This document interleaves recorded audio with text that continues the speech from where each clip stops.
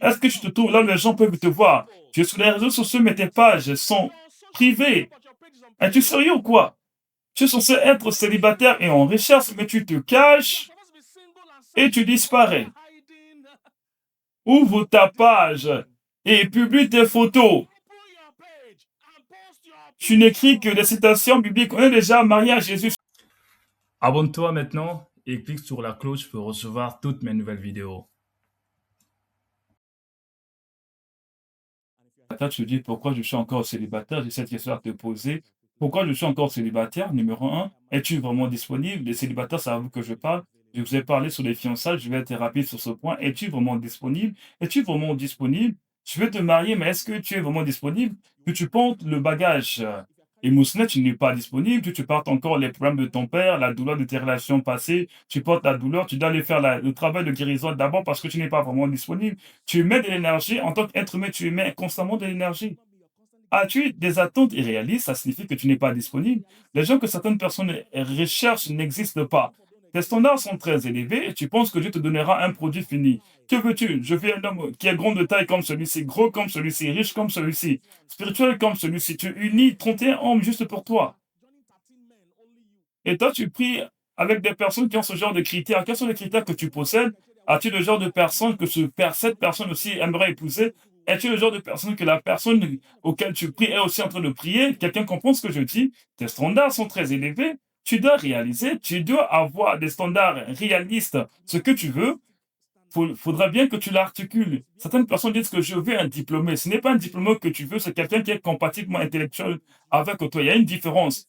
Bill Gates n'était pas diplômé lorsqu'il a commencé. Et ni Mark Zuckerberg, ce que tu dis, ne pouvait pas épouser ce genre de personne. Ce que tu veux, c'est une quelqu'un qui est intellectuellement compatible avec toi, au même niveau. Quand j'ai épousé ma femme, j'avais OND, ma femme avait le master. O signifie ordinaire, N signifie national. Si quelque chose est national au Nigeria, et elle avait le master dans la diplomatie internationale et peu importe dans le droit. Quelqu'un comprend ce que je dis, ce que tu cherches, c'est quelqu'un qui est intellectuellement compatible avec toi. Numéro 2, comme question que j'ai pour vous, es-tu accessible? Numéro un, es-tu disponible? Numéro 2, es-tu accessible? Est-ce que les gens peuvent vraiment te trouver? On organise ce genre de programme, tu ne viens pas. Es-tu accessible? Est-ce que tu te trouves là où les gens peuvent te voir? Tu es sur les réseaux sociaux, mais tes pages sont privées. Es-tu sérieux ou quoi? Tu es censé être célibataire et en recherche, mais tu te caches et tu disparais. Ouvre ta page et publie tes photos. Tu n'écris que des citations bibliques. On est déjà marié à Jésus. C'est toi qu'on veut rencontrer. Publie tes photos. Publie tes photos. Montre-nous des choses sur lesquelles tu es intéressé. Si tu es une coiffeuse, toutes tes photos ne peuvent pas être seulement là où tu tresses les cheveux ou que tu vends des cheveux. Est-ce que tu vas à l'église? Montre-nous tes photos à l'église. Tu communiques déjà dans le monde actuel, ton profil, peu importe sur les réseaux sociaux, c'est votre publicité. Les ambassades le vérifient, les employés les vérifient, tout le monde les vérifie et même les prétendants potentiels le vérifient. Nous sommes à l'âge des réseaux sociaux. Es-tu accessible? D'accord? Numéro un, es-tu disponible? Que tu sors avec un homme marié, tu n'es pas disponible. Que tu sors avec quelqu'un que tu ne peux pas épouser, tu n'es pas disponible. Tu es déjà dans une relation. C'est comme si tu vas dans un mariage, tu t'assois autour d'une table qu'on a déjà servie. Et les serveurs vont prétendre que tout le monde ici a déjà mangé. Rassure-toi que tu t'assois là, on n'a pas encore servi.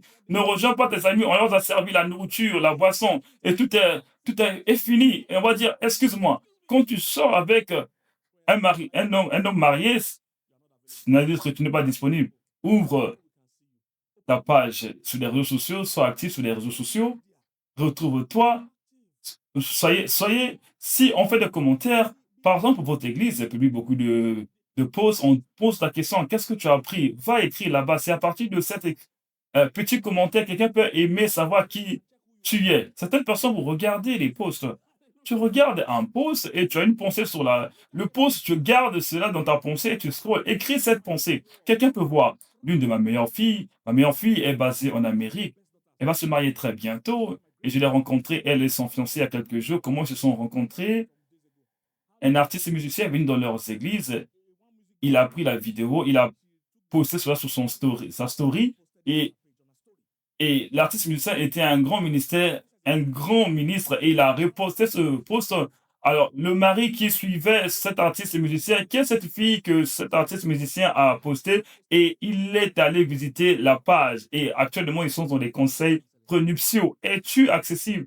En fait, on organise des programmes, tu ne viens pas. En fait, toi, tu ne viens pas. Tu dois rencontrer, vous savez, les païens, ils vont dans les clubs de nuit, là où ils rencontrent leur genre. Va à l'église, sois accessible. Va sur ces pages là où il y a des choses en commun.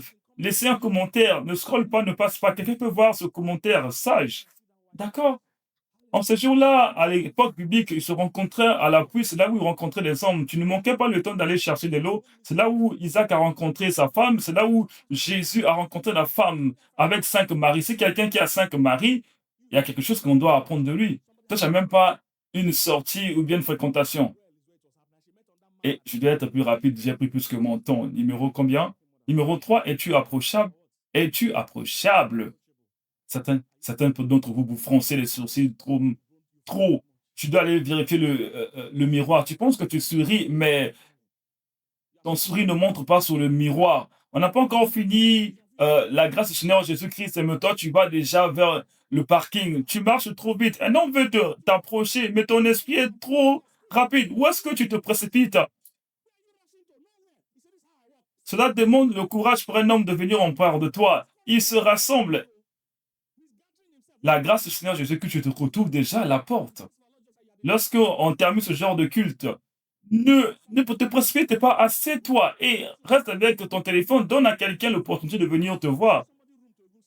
Tu es dans une de cette église, tu n'es même pas dans un département, rejoins un département.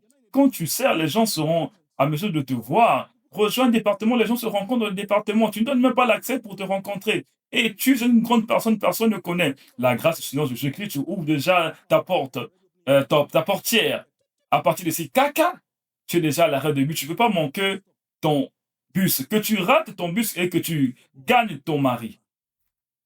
Rejoins un département, sois approchable. Tu fronces les sourcils trop. Quelqu'un te dit salut. Oui. Est-ce que tu peux arriver à Betama? Il voulait te demander ton numéro et là maintenant tu as répondu. Dis s'il te plaît, quelle heure est-il? Numéro un. Numéro combien? Numéro un. Es-tu compétent? Numéro 4. Es-tu compétent? Est-ce que tu as la capacité? Vous savez, l'amour va coûter les finances. Es-tu compétent? Est-ce que tu bâtis ta capacité? Tu as besoin de la maturité émotionnelle? Est-ce que tu es le genre de personne qui tombe amoureux avec toutes les personnes que tu vois? Tu dois être capable de manager tes émotions. Est-ce que tu peux cuisiner? L'amour va demander les services. Es-tu compétent? Es-tu mature au monde social? Es-tu responsable? L'amour existe que tu sois capable, que tu aies la capacité. Numéro 5. Es-tu amiable? Es-tu amical? Es-tu adorable? Es-tu sociable? Est-ce que tu parles de gens? Est-ce que tu souris? On découvre que le sourire augmente tes chances d'obtenir tout ce que tu veux. Tu vas demander quelque chose, tu dis bonjour madame. Bonjour, tu ris déjà, elle va se dire, est-ce que je te connais? Tu es déjà sérieux, tu repousses déjà des personnes, es-tu amiable? La Bible dit, quelqu'un qui veut avoir des amis doit se présenter amiable. S'il te plaît, ton sourire, tu le gardes dans ton cœur. Fais sortir ce sourire. Rejoue ta pesante un petit peu. Tu prends tout au sérieux. Les gens pensent que tu es en colère. Et tu es amiable numéro 6. Je vais arrêter par là à cause de toi. On ne fera pas le numéro 7. Es-tu agréable? Par d'entre vous, vous discutez trop. Toute chose est un argument. Tu rejoins le mouvement féminisme et c'est toi qui es célibataire. Tu dois sacrifier sur leur propre coup. Es-tu agréable? Est-ce que tu discutes sur toutes choses?